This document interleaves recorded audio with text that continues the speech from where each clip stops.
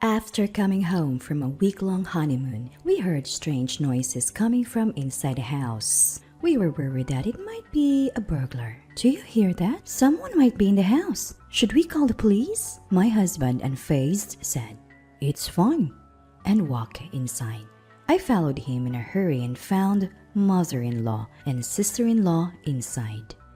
Relieved it wasn't a burglar, I still couldn't understand why they were in our house. Apparently, they had taken the keys from my husband to look after the house while we were gone. We thought they would leave once we returned, but they showed no signs of doing so. "It's getting dark. Time for you to go." Oh, can't we stay a bit longer? Not only they did not leave, but they also took over the living room and started using our bathroom.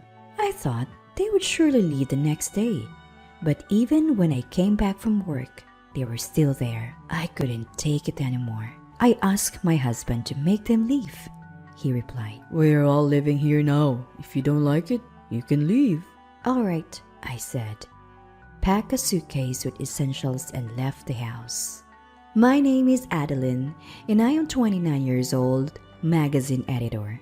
I met my now husband Dave 3 years ago through a friend. With little dating experience, I was drawn to Dave, who was decisive and took the lead. He confessed his feelings, and after dating for 3 years, we got married.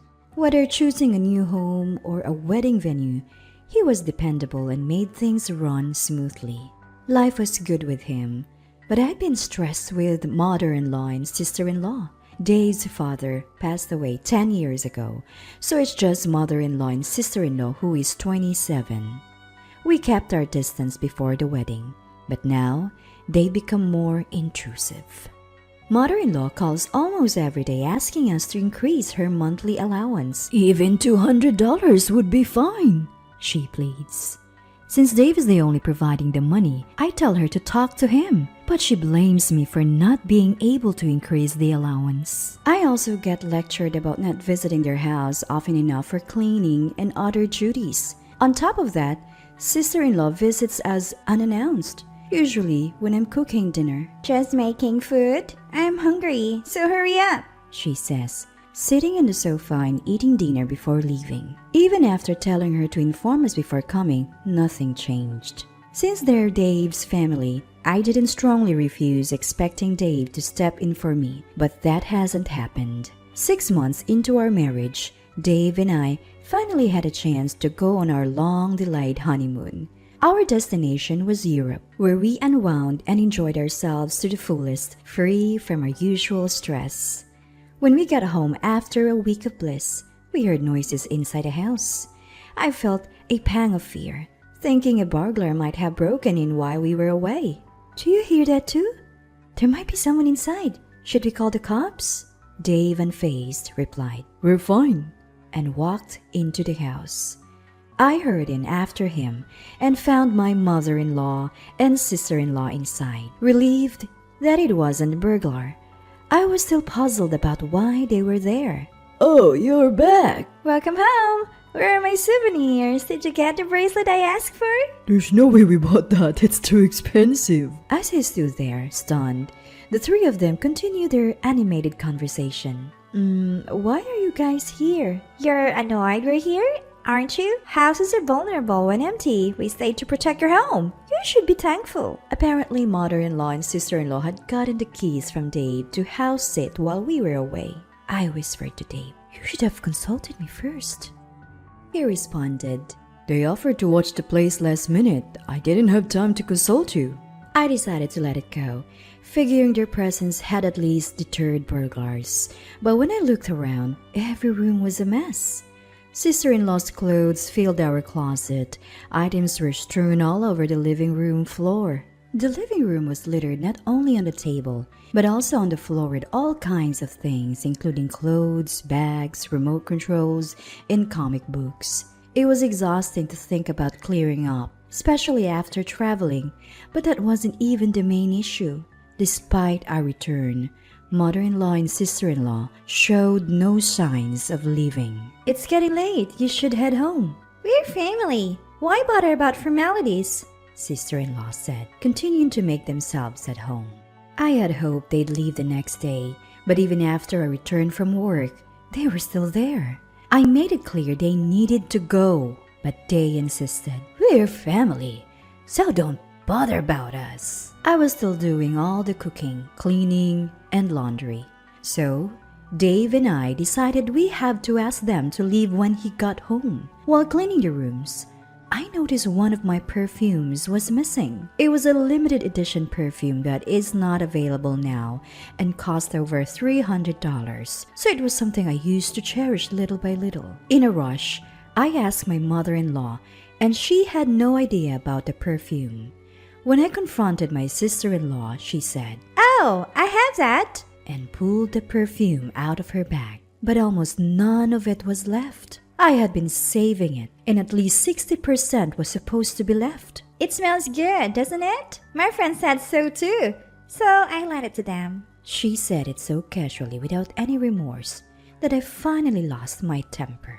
"Why are you using it without asking? What you're doing is theft. Did anyone teach you not to steal?" "Seriously?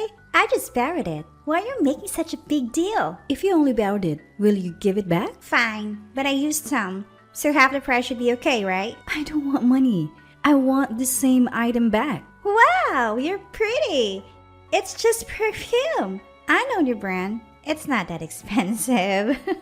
Saying that, she checked the price on her phone. "What? Why is this so expensive? Spending $300 on perfume is stupid. If it's so important, lock it up." She seemed flustered, realizing it was more expensive than she thought. "It was important, so I only use it at home. I never thought I have a thief as a relative who'd barge in and use my things." "Don't call me a thief for using some perfume." While we were arguing, Dave came home. What's all this noise? "Listen, bro, I use a bit of her perfume and she's calling me a thief." Leaving the loud sister-in-law in the living room, I explained everything to Dave in the bedroom. I can't take it anymore. Kick mother-in-law and sister-in-law out! Don't get so mad. I hadn't told you yet, but we're all going to leave here now. I was stunned by the unexpected news. Our old house is falling apart. We were debating repairs or moving. Living here saves money, and we have room. "Why didn't you consult me? Don't I contribute to the mortgage?" Mom already started selling the old house. We're all living here. If you don't like it, leave. I felt my affection for Dave cooling at his unilateral decision. Understood. With that, I began packing only the essentials into my suitcase. Dave didn't stop me. Instead, he said, Running away after a fight is childish. And returned to the living room. Mother-in-law and sister-in-law smirked as they watched me pack. As soon as I stepped out the door, they locked it behind me. I had no intention of ever going back to that house, so I felt nothing about leaving. I stayed at a hotel and contacted my boss, so I often consult with, to take a few days off. During that break, I found a new place to live and informed my parents that I had moved out because my mother-in-law and sister-in-law had moved in, and Dave told me to leave. I also told my worried parents that I planned to divorce Dave. The only message I received from Dave during this time was an email saying, You can come back if you repent. They both said they'd forgive you. When I told Dave over the phone that I wanted a divorce, he first responded, You're divorcing me over this? Can't you just put up with it a little longer? But when he realized I was serious, he agreed to the divorce. Things progressed smoothly after that, and the divorce was finalized within a few days. I wanted to end things quickly and sever ties, so I left the house today without any division of assets. Although we had been married for less than a year, the divorce led to concerned questions from friends and those around me. The old me might have said, It's nothing, and kept quiet, but I was over it and told everyone what had happened. Everyone was sympathetic and supportive, so I'm glad I spoke up. Living alone now, I no longer have to spend time on household chores and can focus more on work. I came up with 3 times the usual number of projects and even offered support to those who were struggling. Though my boss was concerned for me, I was grateful to throw myself into work, as being alone would bring back painful memories and make me wonder if I was also at fault. About 5 months after the divorce, Dave called. I had left most of my belongings at the house, so I thought the call might be about disposing of them and answered. At first, he asked things like, What are you doing now? And are you living alone? avoiding the main topic. Although Dave is the kind of person who gets grumpy if you don't get to the point, I had to bring it up because time was precious. Why didn't you call? I want to get back together. I had no intentions of reconciling, so when I tried to hang up, Dave hurriedly stopped me. Wait, there's something else I have to say. What? I'm busy, so make it quick. Can you lend me some money? I'm having a hard time with the mortgage payments. Though the mortgage was challenging for Dave alone, it wasn't an amount he couldn't afford on his income. It turned out that Dave thought he'd get a raise soon and would be able to maintain the house even after the divorce. However, the raise didn't happen, and he was told future raises would be difficult, so he decided to quit and find a new job. He thought he'd easily find a job with better conditions, but could only find places offering less pay than his previous job. I can't lend you any money. Please don't call me again. You're still single, right? No one's going to marry an older woman with a divorce history, so you're better off getting back together with me. Feeling demeaned by his comment, I responded, No, thank you. and I hung up the phone. I wondered why I ever liked such a person and felt disappointed in my lack of judgment. And so, not just from Dave, but also from mother-in-law and sister-in-law, the calls kept coming. From what I gathered through their calls, they assumed Dave must be earning well since we bought a new house and had a grand wedding reception. They thought I was the one preventing Dave from giving them more money because he himself said he couldn't afford it. So they believed that if I were out of the picture, they could live comfortably. Turns out, Dave's salary was less than they expected, and they panicked, hence the frequent calls. While it's common to think that men earn more than women, I actually make more than Dave. I wanted to block their calls, but Dave knew where I worked. I was afraid they might call or even show up at my workplace, so I answered the phone once in a while. The conversations were always about money. He'd say things like, They both are spending too much and drain our savings. or, They both started part-time jobs, but they're still not making ends meet. I thought if I told them I was also broke, the calls would stop. So one day, as usual, they said, We need money for upcoming bills. I responded, Actually, I'm leaving my current job. I'm pretty much depleted my savings. I need money more than you do. If you don't believe me, ask my coworkers. After hearing this, Dave said, I see. and hung up. As planned, the calls from the three of them stopped. When I talked about this with a mutual friend, he told me Dave's situation was worse than I'd heard. Turns out, the salary at Dave's new job is less than his previous one, and most of it goes to the mortgage.